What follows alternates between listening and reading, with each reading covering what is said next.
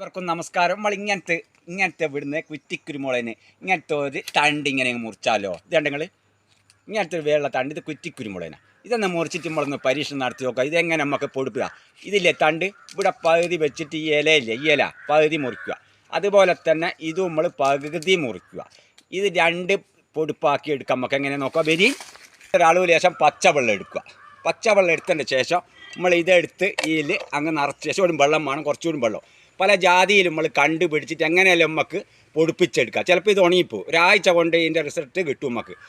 Result കഴിച്ചാൽ ഇല അങ്ങ് വീണുപോകും, പൊടിക്കുന്നില്ല. ഇല്ലെങ്കിൽ ഒരാഴ്ച കഴിഞ്ഞാൽ ഇത് നല്ലോണം ഇല പൂവയിലാന്ന് തോന്നിയാൽ പൊടിച്ചെന്ന് തോന്നാം. അങ്ങനെ നമുക്ക് പല ജാതിയിലും നമുക്ക് കുറ്റിക്കുരുമുളക് പച്ചവെള്ളത്തിലും വേറെ പലയിലും ആക്കിയെടുത്ത് പൊടിപ്പിച്ച് ഉണ്ടാക്കിയെടുക്കാം. പല ജാതിയിലും ആക്കിയെടുക്കാം. നമുക്ക് എങ്ങനെയല്ല വെച്ചാൽ ഞങ്ങൾക്ക് ഓരോന്ന് ഞാൻ കാണിച്ചു തരും. കുറ്റിക്കുരുമുളകിൻ്റെ എങ്ങനെ പൊടിപ്പിച്ചെടുക്കുക എന്നുള്ള പച്ചവെള്ളത്തിലും ചാണകത്തിലും ചാണക പൊടിയിലും എല്ലാത്തിലും നമുക്ക് ഉണ്ടാക്കിയെടുക്കാം കുറ്റിക്കുരുമുളക്.